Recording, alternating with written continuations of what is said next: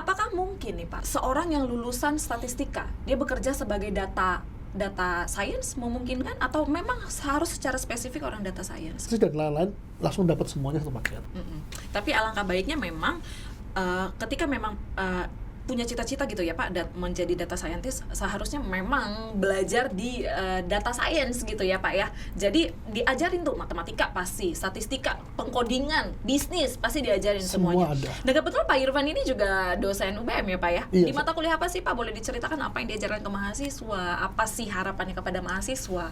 Semester ini saya mengajar di mata kuliah Data Science Artificial Intelligence. Jadi bagaimana kita memberikan introductory tentang model-model AI apa saja yang bisa digunakan di data science, kemudian perhitungannya seperti apa dari sisi matematika juga, jadi sehingga teman-teman itu menjadi semakin excited, oh ternyata model-modelnya bisa ada seperti ini, oh ternyata ada teknik-teknik clustering, classification, dan lain-lain, dan bagaimana cara melakukan evaluasinya, oh modelnya bagus, modelnya jelek, dan lain-lain.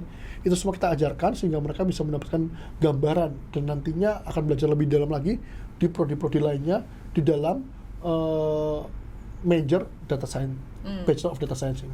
Mahasiswanya Pak Irfan dikenalin nggak sih Pak sama ChatGPT Pak? Agak khawatir nih kita Pak.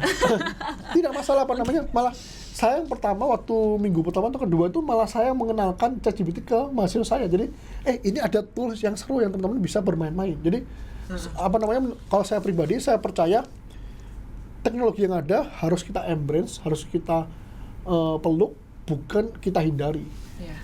Jadi dengan ChatGPT itu bisa jadikan partner brainstorm untuk kreativitas, mengerti lebih dalam tentang domain-domain yang ada. Pertanyaan sekarang adalah setelah kita brainstorm, kita mendapatkan banyak informasi yang ada, tentunya kita harus bisa mengekspresikan knowledge yang sudah kita punya dari hasil brainstorm ini ke dalam suatu hasil, mungkin tugas, assignment, dan lain-lain. Dan pembuatan tugas ini idenya dilakukan bukan hanya dari copy paste dari ChatGPT, karena kan kita ingin mengetahui seberapa mampu siswa ini untuk mengekspresikan pengetahuan dan skill-skill yang ada dalam otak mereka kepada staf pengajar gitu. Dengan ini terjadi, jadi penggunaan ChatGPT boleh dilakukan untuk brainstorming, tapi begitu melakukan ujian dan tugas itu dilakukan dengan skill mereka, dan niscaya mereka jadi jauh lebih handal lagi, karena ingat, tools dipakai untuk melengkapi mereka, bukan untuk membodohi mereka. Artinya untuk menyempurnakan gitu ya Pak. Kadang-kadang kan memang ChatGPT ini membantu kita yang lagi mentok. Iya Pak ya. Benar Jadi sekali. kayak misalnya untuk kalimat pembuka aja minta bantuan ChatGPT, habis itu kan jadi lancar gitu ya. Oke, Pak, kalau data science ini memang sesuatu yang baru. Kalau misalnya kita ngomongin komunikasi gitu ya, kita udah tahu menjadi seorang penyiar gitu ya, menjadi seorang jurnalis, kita tahu nih jenjang karirnya seperti apa. Kalau misalnya kita ngomongin menjadi seorang markom, kita tahu nih jenjang karirnya seperti apa. Seperti apa sih Pak jenjang karir? Buat nih para beamers atau teman-teman pasti kan sudah penasaran nih, tertarik nih data science. Memang jawaban dari era yang sekarang. Jenjang karirnya bagaimana Pak Irfan? Oke, mungkin saya menggunakan Tiki.com sebagai standar. Jadi kalau di Tiki.com biasanya teman-teman yang baru lulus atau kita bilang fresh graduate bisa mulai sebagai associate data scientist. Associate data scientist. Dari associate data scientist mereka akan belajar dengan semua expert data science berbagai level di Tiki.com. Bisa mulai membuat model, mengerti proses, dan lain-lain. Setelah beberapa tahun, jika mereka sangat kuat dan lain-lain, mereka bisa promosi sebagai data scientist. Itu di level spesialis. Lalu, beberapa tahun lagi, mereka bisa menjadi senior level, senior data scientist. Orang yang punya senior data scientist ini skillnya bisa udah lumayan kuat, karena mereka udah promosi 2 kali, mereka bisa membuat banyak model, mereka udah bisa mulai mengajarkan untuk membimbing junior-junior mereka. Kemudian kita lihat, jika beberapa tahun kemudian mereka punya teknik manajerial yang bagus, mungkin bisa menjadi team lead, bisa jadi data scientist lead. Atau jika mereka suka, Pak, tapi saya sangat sekali suka mengotak-atik teknik yang sangat dalam sekali. Tidak masalah, kita ada opportunity menjadi principal data scientist. Ini 2 role yang level yang sama. Satunya ada teknik manajerial, nge-manage tim. Satunya fokus ke teknik yang sangat dalam sekali. Data scientist lead dan principal data scientist. Dan ini kita sebutkan dengan managerial track, nge-manage orang. dan IC atau individual contributor. Dan ini punya role-nya sendiri. Dari DS lead menjadi DS manager, dari principal menjadi senior principal. Kemudian dari manager bisa menjadi head of data science, bisa jadi ini jadi research scientist. Jadi ini ada role-nya sendiri.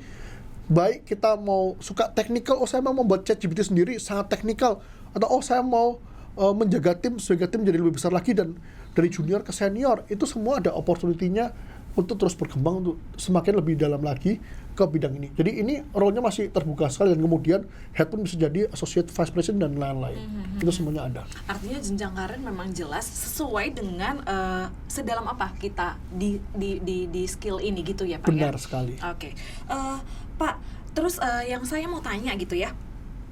Tadi kita udah ngomongin tentang jenjang karir. Nah, yang paling dibutuhkan oleh apa jadinya gitu ya Pak, tiket.com tanpa adanya kecanggihan artificial intelligence, tanpa kecanggihan data science, apa sih jadinya kira-kira Pak? Waduh,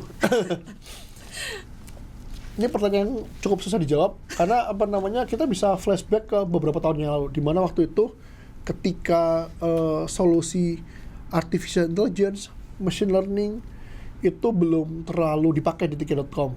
Jadi banyak tas-tas itu dilakukan secara manual.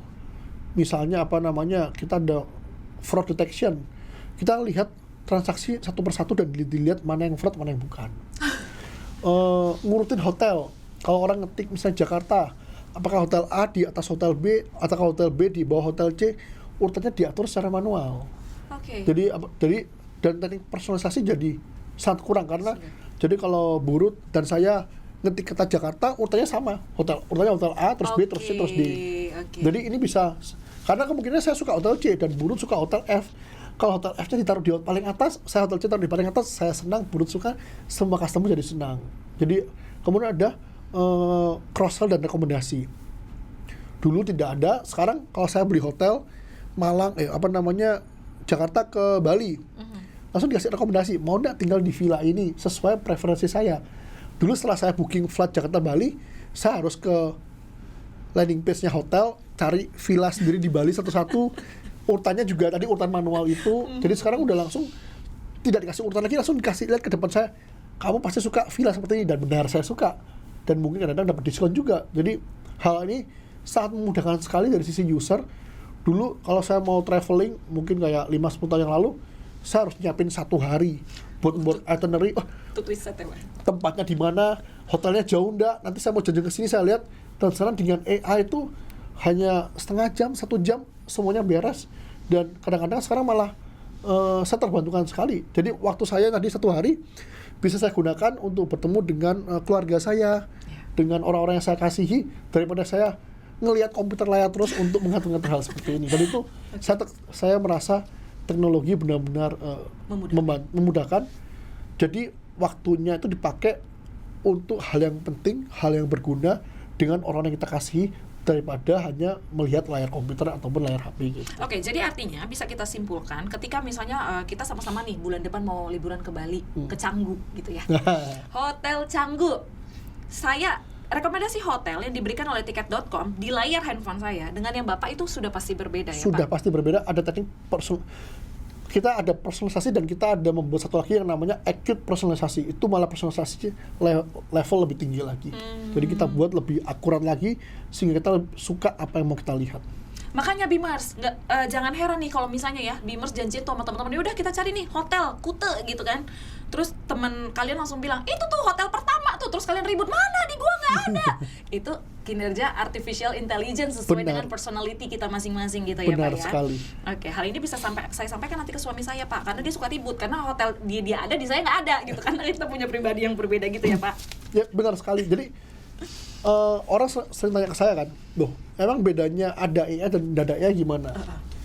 The beauty of AI itu adalah bukan di layar yang teman-teman lihat.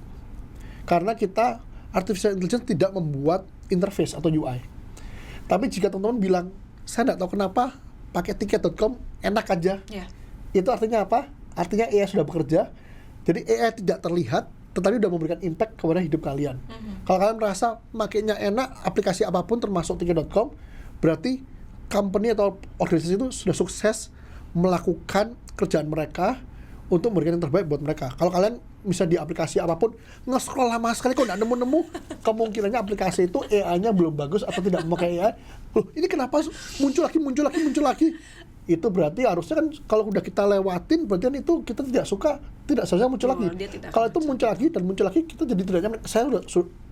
Harusnya kan mereka udah tahu saya tidak suka ini, kenapa dimuncul lagi dan lagi dan lagi. Itulah dimana value AI yang harusnya bisa mengganti dengan yang lain sehingga kita jadi mendapatkan apa yang kita mau.